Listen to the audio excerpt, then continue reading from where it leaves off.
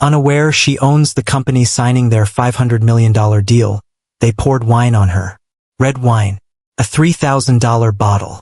Right down her blouse, in front of everyone, while the entire boardroom laughed. They called her sweetheart. They told her to stay quiet when the adults are talking. They looked at her simple dress and decided she was nobody. A legal assistant, maybe a paralegal, someone sent to take notes and be forgotten. But here's what makes the story one you absolutely cannot click away from. Within 15 minutes of that wine hitting her chest, the most powerful executive in that room, a man worth over $200 million, a man who had never been told no in his entire life, was crying at his own conference table. Not tears of anger, tears of absolute terror.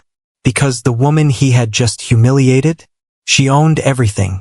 The building, the company, the deal, his career, his reputation, his entire future, and she was about to take all of it.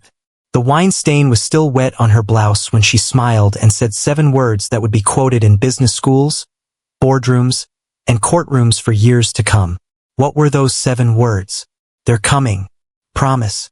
But first, you need to understand how Elena Vance became the most powerful woman in that room, and why she let them humiliate her before she destroyed them. This is a story about power. Not the loud kind. Not the kind that announces itself with corner offices and expensive suits and demands to speak to the manager. This is about the other kind of power. The quiet kind. The kind that sits in the corner taking notes while loud men congratulate themselves. The kind that watches, waits, and strikes when nobody expects it. This is a story about patience, the bone-deep, years-long kind of patience that most people only dream about having. And yes, this is a story about revenge. But not the sloppy, emotional kind you see in movies. This is surgical, calculated, absolutely devastating. The kind that leaves no fingerprints and no escape routes. If you've ever been talked over in a meeting, if you've ever watched someone less qualified get the promotion you deserved, if you've ever had someone look right through you like you were invisible, then this story is going to hit you somewhere deep. Because Elena Vance lived that life. For years, she was overlooked, underestimated, and dismissed by people who weren't fit to carry her briefcase. And she didn't just survive it. She weaponized it. Before I take you deep into this emotional story, my mom said I won't be able to get to 1,000 subscribers. Let's prove her wrong by subscribing. And tell me in the comments, where are you watching from? Now let's go back to where it all began. Elena Vance came into this world with nothing. A 2-bedroom apartment in Newark, New Jersey. Cracked linoleum floors. Radiators that clanked all night in winter but barely produced heat. The smell of other people's cooking seeping through the walls at all hours. Her mother, Rosa, worked double shifts as a janitor at University Hospital. Elena would fall asleep to the sound of her mother coming home at midnight, shoes in hand so she wouldn't wake the neighbors, feet swollen from standing on concrete for 16 hours straight. Her father? He left when Elena was 6 years old. No explanation. No goodbye.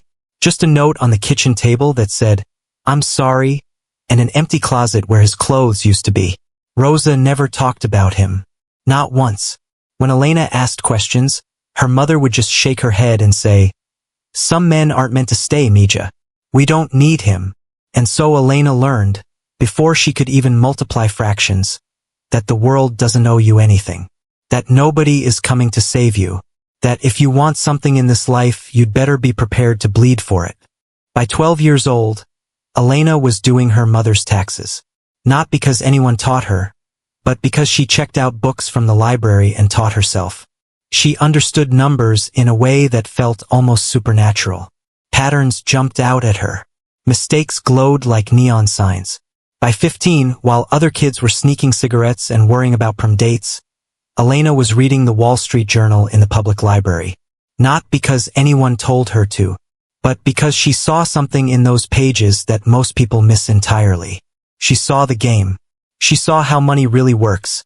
Not the fairy tale they teach in schools about work hard and you'll succeed, but the real mechanics. The ugly truth about how wealth moves, grows, hides, and protects itself. She saw that some people are born on third base and spend their whole lives thinking they hit a triple. Elena was not born on third base. She was born in the parking lot outside the stadium, behind a dumpster, in the rain. And she swore to herself that she would find a way in. Columbia University offered her a full scholarship. Finance major. She graduated top of her class. Not just top, but so far ahead of second place that it wasn't even a competition. And do you know what happened when Elena Vance, summa cum laude, applied for positions at the top investment banks? Silence. Not rejection letters. Silence. Like she didn't exist.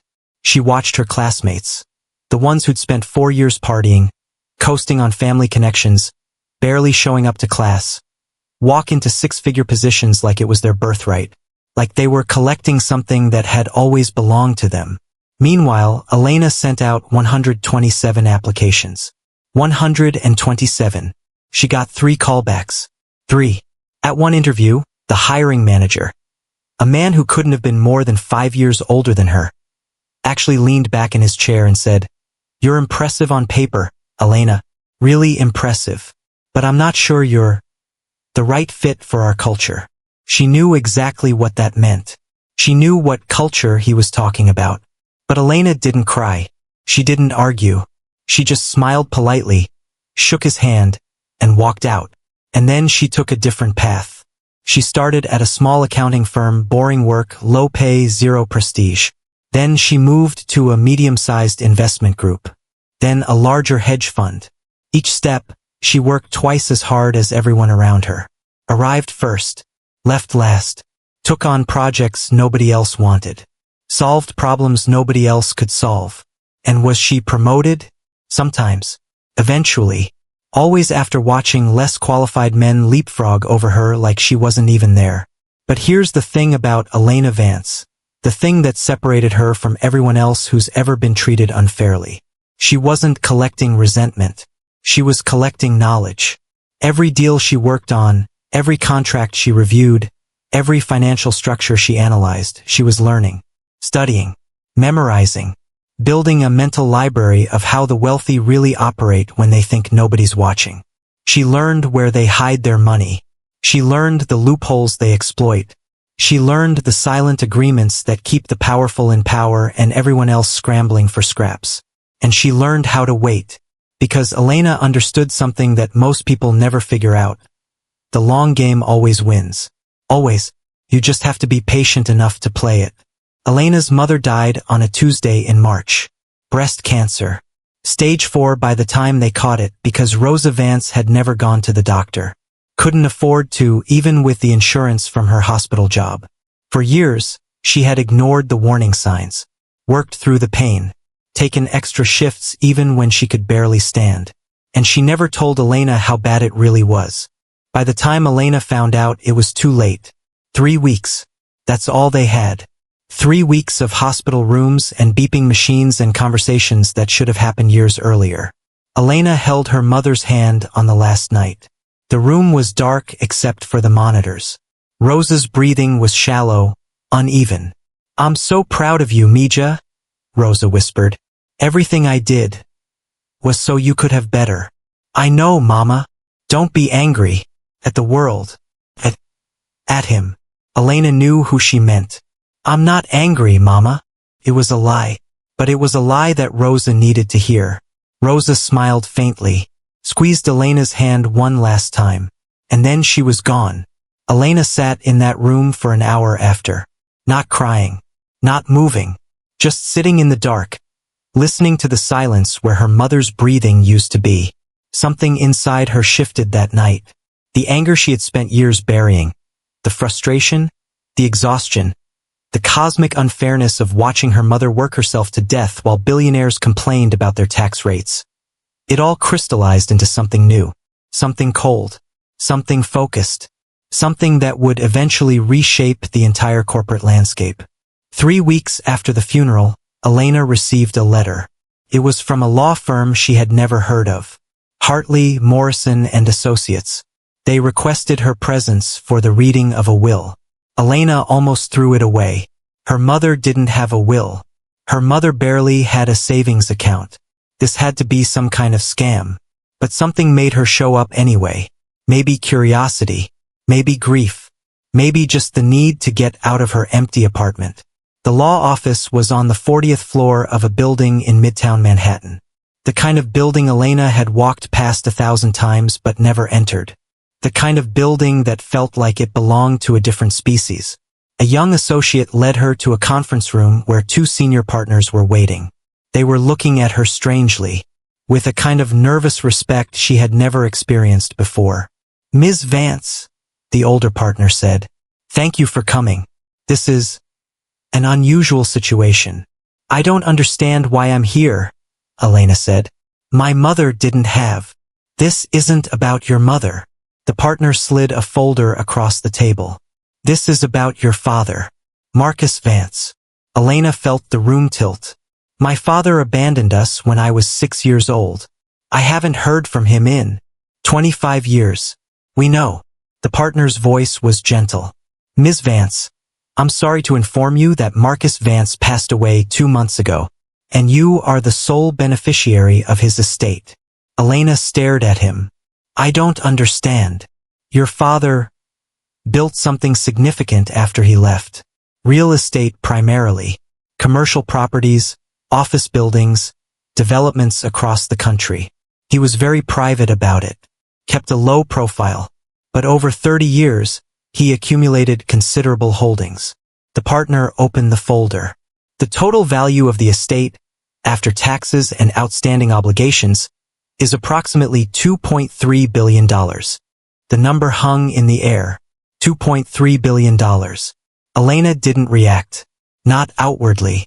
She just sat there, completely still, while the words washed over her like water over stone. "He rewrote his will 6 months before his death," the partner continued. "Changed everything. His second wife, his stepchildren, his business partners, he left them nothing. Everything goes to you." "Why?" The partner hesitated. "There was a letter. He asked us to give it to you." He slid an envelope across the table. Elena's name was written on the front in handwriting she didn't recognize.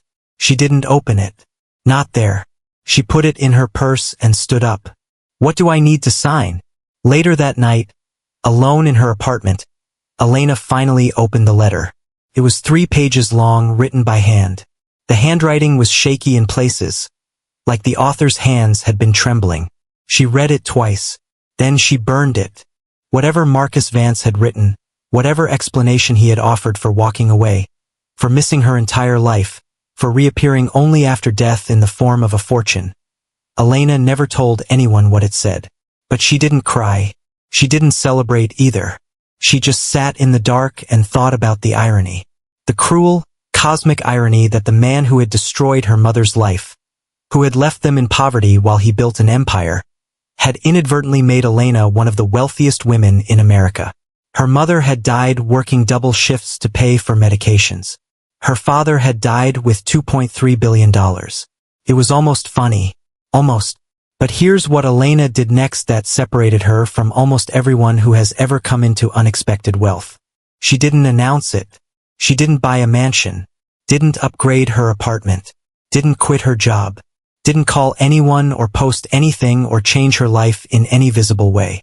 Instead, she spent 6 months studying. She reviewed every property, every contract, every partnership her father had built. She traced every holding company, every shell corporation, every layered ownership structure. And that's when she discovered something very, very interesting.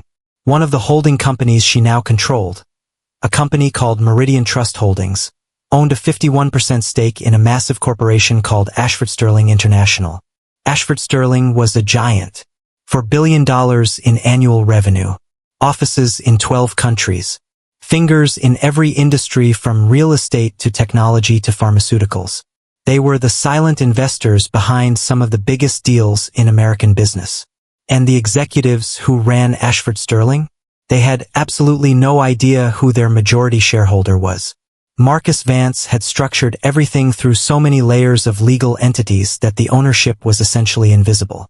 You would have to dig through a maze of trusts, holding companies, and offshore structures to find the real owner. And the executives at Ashford Sterling had never bothered to dig. Why would they? They were too busy being powerful. For 3 years, Elena watched Ashford Sterling from the shadows. She attended no board meetings, made no demands, asked no questions. She simply collected her dividends, quietly, anonymously, through a chain of legal entities that kept her name completely hidden. But she was watching, always watching. She read every quarterly report, analyzed every acquisition, tracked every executive decision. She built files on the key players, their habits, their weaknesses, their secrets. And what she saw made her blood turn cold. The CEO was a man named Charles Whitmore, 62 years old, silver hair, custom suits that cost more than most people's monthly rent, a corner office with a view of Central Park and an ego that could barely fit through the door. Charles Whitmore was the kind of man who had never been told no in his entire life. Old money. His great-grandfather had started the family fortune in railroad shipping. Harvard legacy, not because he was smart, but because his family's name was on a building. He had inherited his position at Ashford Sterling from his father and spent 30 years convincing himself he had earned it. Then there was the CFO, Douglas Mercer, 55, the fixer, the cleaner, the man who made problems disappear. Financial irregularities? Douglas could bury them in legal paperwork so dense that forensic accountants would give up in frustration. Harassment complaints from female employees? Douglas had a whole system. Settlements, NDAs, quiet terminations, glowing references for the accusers in exchange for their silence. Douglas Mercer was the reason Ashford Sterling had never faced a major scandal despite decades of behavior that would have destroyed any other company. And then there was the board.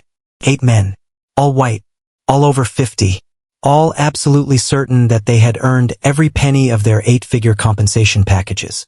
Elena watched them acquire smaller companies, not to build them but to strip them, extract the valuable parts, fire the employees, sell off what remained. She watched them lay off thousands of workers, families, lives, futures destroyed, while awarding themselves record bonuses. She watched them make decisions that devastated communities, always hiding behind the same justification. Shareholder value. The irony burned. The shareholder, the person whose value they claimed to be maximizing, the owner they said they served with every brutal decision. That was her, and they had never once asked who she was. In the spring of Elena's 3rd year of observation, she learned about the Nexus deal. Nexus Technologies was different. Founded by a woman named Patricia Chun, it was the kind of company that shouldn't exist in modern capitalism. Innovative, employee-friendly, genuinely ethical. Patricia had started it in her garage 15 years earlier and built it into a $200 million success story without ever compromising her values. Her employees had profit sharing, real benefits, a voice in how the company was run, the kind of workplace that people dreamed about. Ashford Sterling wanted to acquire Nexus, but not to grow it, not to invest in it, to consume it. Their plan was simple and brutal. Buy Nexus, extract the valuable patents and client relationships, fire 80% of the workforce, and sell off the remains within 18 months. The executives had calculated that they could turn a $500 million investment into $750 million in profit in under 2 years. The human cost, the thousands of employees who would lose their jobs, the families who would be devastated, the company culture that would be destroyed. That didn't appear anywhere in their spreadsheets. Patricia Chin didn't want to sell. But Ashford Sterling had leverage. 3 years earlier, during a difficult period, Nexus had taken out a significant loan from a bank that Ashford Sterling secretly controlled. Now, Ashford Sterling was threatening to call in that loan, force bankruptcy, destroy everything Patricia had built unless she agreed to the acquisition on their terms. It was legal. It was technically ethical by the twisted standards of corporate America. And it was going to happen in a closed-door meeting on a Wednesday afternoon in June. Elena found out about the meeting through her network, a network of assistants, junior analysts, and invisible people she had been cultivating for 3 years. The people everyone ignores. The people who hear everything. She learned the date, the location, the key players, the planned agenda, and she made her decision. She was going to be in that room, not as Elena Vance, billionaire majority shareholder, but as nobody. The Ashford Sterling headquarters occupied the top 12 floors of a glass tower in Midtown Manhattan. The boardroom on the 47th floor had floor-to-ceiling windows that looked out over the city. The message was clear. The people in this room were above everyone else. Literally, figuratively, in every way that mattered. Elena arrived at 2:47 p.m. She had dressed deliberately. A simple navy blouse, purchased at a department store. Black slacks, minimal makeup, hair pulled back in a plain ponytail. No expensive jewelry, no designer labels, nothing that would draw attention. She looked exactly like what she wanted them to see. A legal assistant, paralegal, someone sent to take notes and be forgotten. She introduced herself to the receptionist as a legal proxy for the Hartley Pension Fund, a small institutional investor that held a tiny stake in Nexus Technologies. Her presence was technically required for regulatory purposes. Nobody verified. Nobody cared. The security guard barely glanced at her ID. The receptionist didn't look up from her computer. The assistant who led her to the boardroom chatted on her phone the entire walk, never once acknowledging Elena's existence. The boardroom was already filling up when she arrived. Charles Whitmore sat at the head of the table, reviewing documents with the casual arrogance of a man who had never lost a negotiation. He glanced at Elena when she entered. His eyes passed over her like she was wallpaper. He looked away. Douglas Mercer was at Whitmore's right hand, scrolling through his phone, chuckling at something on the screen. He didn't look up at all. Around the table sat an army of lawyers, junior executives, and assistants. Elena counted 14 people, all focused on their own importance, none of them registering her presence.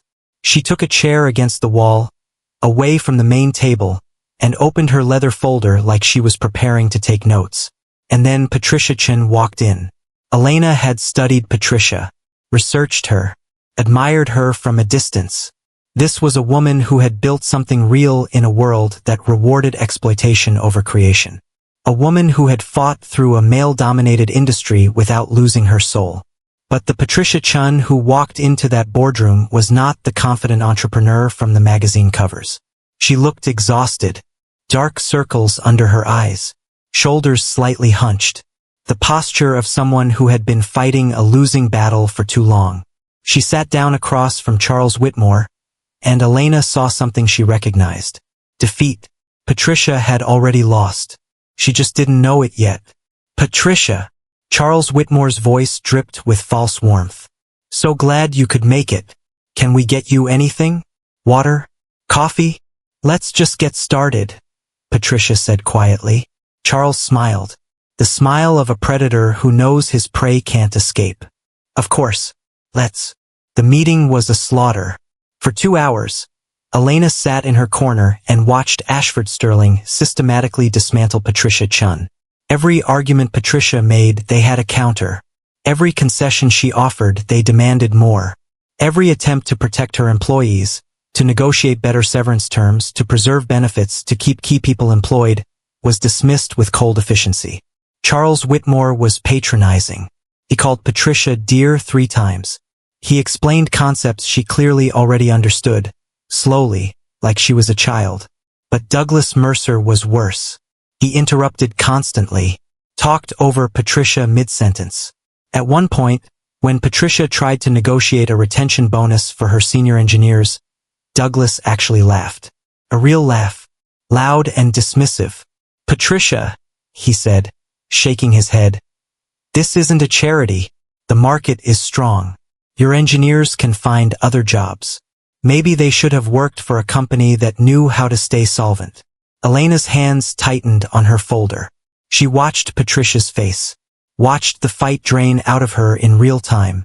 By hour 2 it was over. Patricia, exhausted and out of options, agreed to the basic terms of the acquisition. Her voice was barely above a whisper. Her shoulders had collapsed completely. She had just signed away her life's work. Charles Whitmore leaned back in his chair, radiating triumph. I think this calls for a celebration, he announced. He gestured to his assistant, who produced a bottle of wine from a sideboard.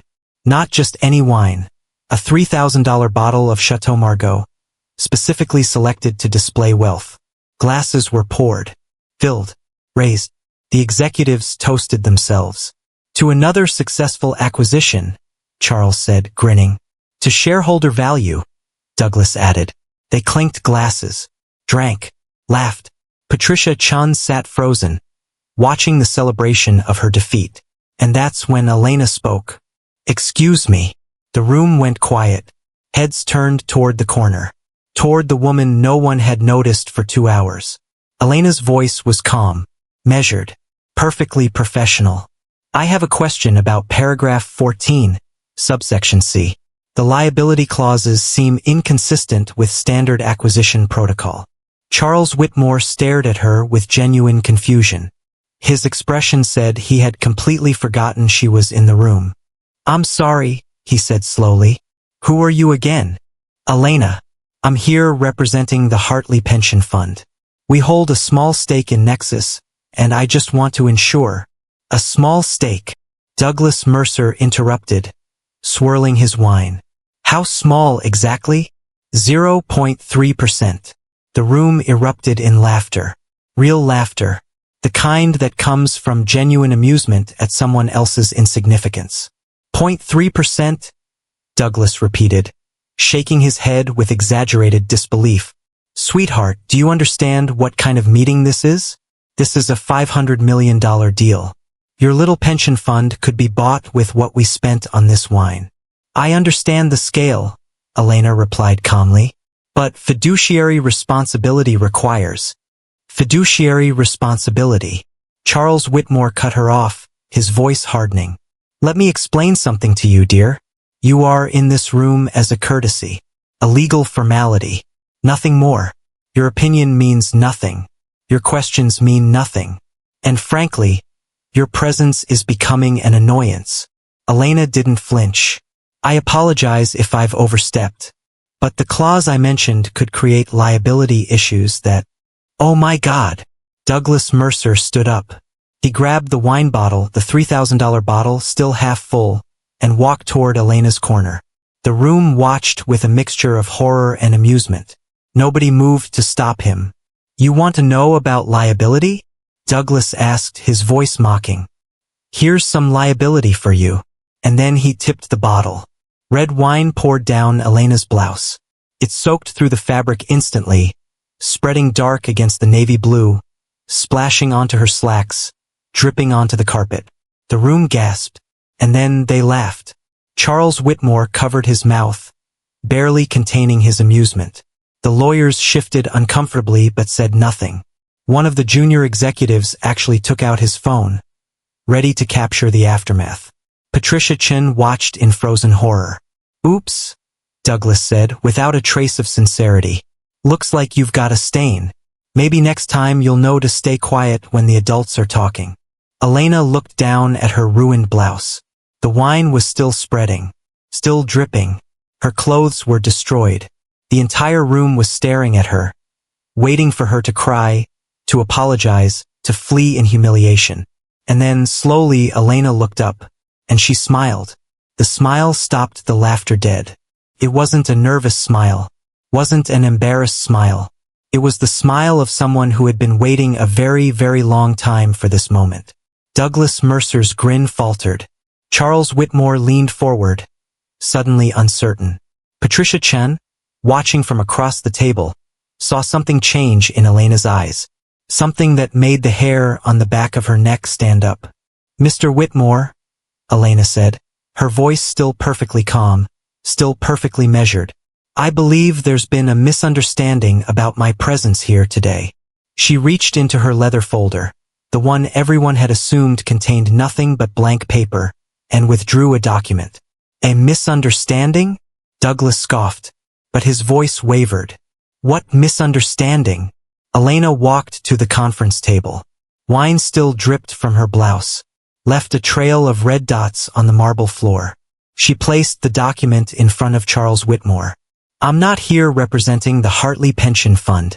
That was, let's call it a narrative convenience. She paused. My real name is Elena Vance, and I am the sole trustee and beneficiary of Meridian Trust Holdings. The color drained from Charles Whitmore's face. He looked like he'd been shot. Meridian Trust Holdings, he repeated. The words came out strangled. Yes, Elena said. The entity that owns 51% of Ashford Sterling International. She let that land. Which means, Mr. Whitmore, that technically, legally, and in every way that matters, you work for me. Silence. Complete, absolute silence. The kind of silence that follows a bomb going off. The kind of silence that happens when the world as you know it ends. Douglas Mercer stood frozen. The empty wine bottle was still in his hand, hanging at his side like a murder weapon. His face had gone from arrogant pink to ash gray. The lawyers were staring at Elena with expressions of dawning horror. The junior executive with the phone had dropped it. Charles Whitmore's hands were shaking as he picked up the document. His eyes moved across the page.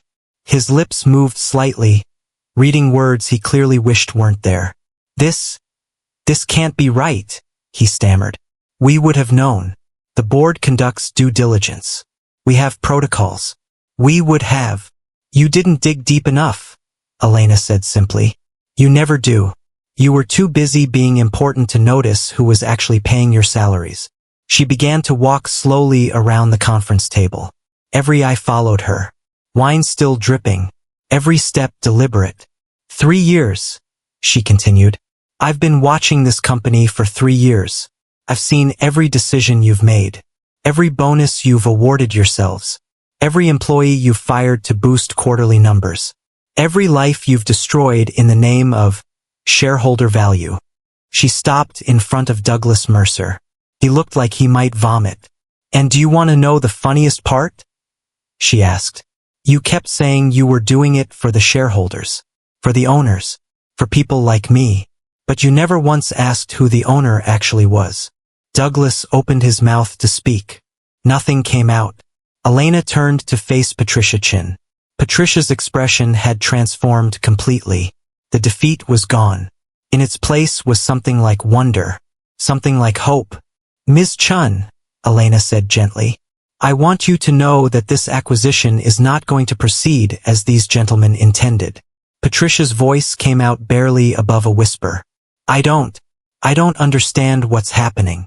Elena smiled. A real smile this time. Warm. Genuine.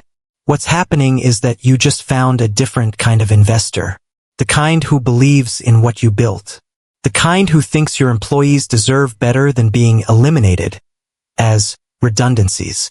She turned back to Charles Whitmore. He was gripping the table like it was the only thing keeping him upright.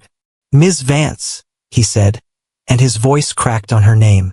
I'm sure we can discuss this rationally. This is clearly a misunderstanding. Whatever you think you saw, whatever you think you know about our operations. I know everything. The words were quiet. Final. I know about the offshore accounts you use to hide executive bonuses from tax authorities. I know about the harassment settlements that Douglas has been burying for the past decade. I know about the environmental violations you paid to make disappear. I know about the pension funds you've raided, the communities you've destroyed, the promises you've broken. She reached into her folder again. And I have documentation. She pulled out a thick manila envelope and placed it on the table. Copies of everything I just mentioned. Financial records, internal emails, witness statements, all organized, all verified, all ready to be delivered to the SEC, the Department of Justice, and every major news outlet in the country. Charles Whitmore started to cry. Not dramatic sobs, just tears, silent, streaming down his face. The tears of a man watching his entire world collapse around him. You can't do this, he whispered. I've given 30 years to this company. 30 years. Everything I have. You've taken 30 years from this company, Elena corrected. And from everyone who worked here. From every employee you laid off while giving yourself a raise. From every small business you crushed to boost your stock price. From every person who made the mistake of trusting that the people in charge actually cared about something other than themselves. She reached down and picked up her leather folder, tucked the manila envelope back inside. I'm calling an emergency board meeting for tomorrow morning, 9 a.m. At that meeting, I will be proposing the immediate removal of the current CEO and CFO. pending a full investigation into the matters I've described. Douglas Mercer's legs gave out. He sat down heavily in the nearest chair, the wine bottle clattering to the floor. I should also tell you, Elena continued, that my documentation has already been shared with the appropriate regulatory authorities. Whatever happens tomorrow, there will be consequences. She walked toward the door. The room watched her in stunned silence. No one moved to stop her. No one could move at all. At the door, she paused. She turned back to face Douglas Mercer, still slumped in his chair, still gray-faced, still unable to process what had just happened. She looked down at the wine stain on her blouse, the dark red spreading across navy blue, the $3,000 insult that was still wet against her skin. And she smiled. You know, Elena said conversationally, I'm not even upset about the wine. Douglas stared at her. I mean, it was a nice gesture. Really committed to the bit. Expensive wine, dramatic pour, the whole room laughing. You really went for it. She brushed at the stain casually. But here's the thing, Douglas. She met his eyes. You made one mistake. One tiny, forgivable, completely understandable mistake. You assumed that the person you were humiliating couldn't hurt you back. She let that sink in. You looked at my clothes and decided I was nobody. You looked at my position in the corner and decided I didn't matter. You looked at my face and saw, what? A secretary? An assistant? Someone whose job was to absorb whatever you decided to throw at her. Douglas's mouth opened and closed. No words came out. But you forgot something important. Something they should really teach in business school but never do. Elena smiled one last time. And then she said the 7 words. The stain doesn't matter. I own dry cleaners. She turned and walked out. The door clicked shut behind her. And in that boardroom, among the most powerful executives in American business, no one moved. No one spoke. For a very, very long time. The emergency board meeting the next morning lasted 47 minutes. Charles Whitmore and Douglas Mercer were removed from their positions by unanimous vote. There was no debate, no defense. The evidence Elena had presented made any other outcome impossible. Within a week, the SEC announced a formal investigation into Ashford Sterling's practices. Within a month, both men had been charged with multiple counts of securities fraud, tax evasion, and conspiracy to obstruct justice. Douglas Mercer's personal attorney advised him to cooperate fully. He did. The resulting testimony brought down 6 other executives and implicated 3 members of the board. Charles Whitmore's 30-year legacy, his corner office, his reputation, his seat at the table with the other titans of industry, evaporated completely. The last anyone heard, he was living in a modest condo in Arizona, having lost most of his fortune to legal fees and settlements. Douglas Mercer got 5 years. The trial was covered extensively. At one point, a reporter asked him if he had any regrets about that day in the boardroom. He stared at the camera for a long moment. I should have offered her a napkin, he said finally. It was the only time anyone saw him smile. The Nexus acquisition was completely restructured. Under Elena's direction, Ashford Sterling didn't consume Nexus technologies. Instead, they partnered with it. Capital for expansion. Resources for growth. A genuine investment in what Patricia Chun had built. No layoffs. No asset stripping. No destruction. 18 months later, Nexus had doubled in size. Patricia Chun was featured on the cover of Forbes, standing next to Elena, both of them smiling. The headline read, "The New Power Brokers. Why the Future of Business Looks Like This." Patricia gave an interview where she described the moment she realized what was happening in that boardroom. I thought my life was over, she said. I had accepted that everything I'd built was going to be destroyed. And then this woman they had just humiliated in the most degrading way possible. She stood up and changed everything. She could have revealed herself at any time. She could have stopped them before they poured the wine. But she waited. She let them show who they really were. And then she dismantled them. Patricia paused. That's the thing about Elena. She doesn't just win. She makes sure everyone understands why she's winning. She makes sure the lesson sticks. Elena Vance became the public face of Ashford Sterling's transformation. But she didn't just replace the corrupt executives. She rebuilt the entire culture. Profit sharing for employees, meaningful investment in communities, environmental initiatives that weren't just marketing. She donated $200 million to establish free clinics in underserved neighborhoods, the kind of neighborhoods where a woman like her mother might have gotten a diagnosis in time. She funded scholarships for first-generation college students, the kind of students who send out 127 job applications and get 3 callbacks.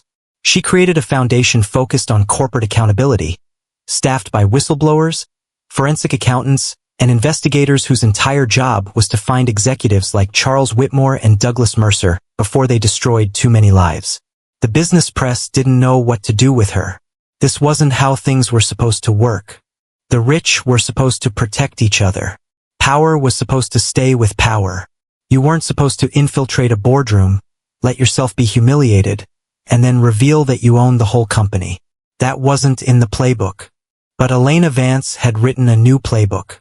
A year after the boardroom incident, a journalist sat down with Elena for an extended interview. "I have to ask about that day," the journalist said. "The wine, the humiliation, sitting there while they laughed at you. Didn't that bother you? Even knowing what you knew, even knowing you were about to take everything from them. Didn't it hurt?" Elena was quiet for a long moment. "Of course it hurt," she finally said. "Anyone who tells you that kind of thing doesn't hurt is lying or broken. It hurt." She leaned forward. "But here's what you need to understand. That moment, the wine, the laughter, the dismissal, that wasn't happening to me for the first time. That kind of moment had been happening to me my entire life. Job interviews where they looked right through me. Meetings where I was talked over and ignored. Years of being told I wasn't the right fit for opportunities one was overqualified for." She paused. "The only difference that day was that I could do something about it. And that's why I waited. That's why I let them pour the wine and laugh and say the quiet part loud. Because I needed them to show everyone who they really were. Not just me. Everyone in that room. Everyone who would hear the story later." The journalist nodded slowly. "And the blouse? The wine-stained one?" Elena smiled slightly. "I kept it, framed it, hung it in my office. Why? Because I never want to forget what it felt like to be treated as nothing. And I never want anyone who visits my office to forget either. I want them to see that stain and understand. The most dangerous person in any room might be the one everyone is underestimating." She looked directly at the camera. "The world is full of people like me. People who are watching. People who are waiting. People who are building power in silence while loud voices congratulate themselves. And when our moment comes, we don't need to raise our voices. We just need to show our cards." So what's the real lesson of Elena Vance's story? Maybe it's about patience. The long game. The willingness to wait years, decades for the right moment to act. Maybe it's about power. Real power. The kind that doesn't announce itself with corner offices and expensive suits. Maybe it's about revenge. The cold, calculated, surgical kind that leaves no fingerprints and no escape routes. Or maybe it's simpler than that. Maybe the lesson is just this. Be careful who you underestimate. Be careful who you dismiss. Be careful who you overlook, ignore, and pour wine on, because you never know who's watching. You never know who's waiting. And you definitely don't know who owns the company. Elena Vance walked into that boardroom dressed to be invisible. She walked out owning everything. And the men who laughed at her?